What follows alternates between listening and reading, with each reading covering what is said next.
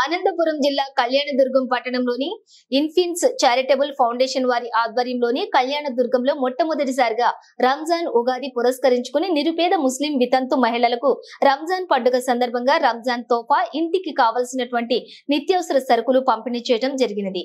అనంతరం సభ్యులు మాట్లాడుతూ మా యొక్క ఇన్ఫిన్స్ చారిటబుల్ ఫౌండేషన్ తరపున ఈ రోజు మొట్టమొదటిసారిగా ఈ సరుకులను పంపిణీ చేయడం జరిగింది.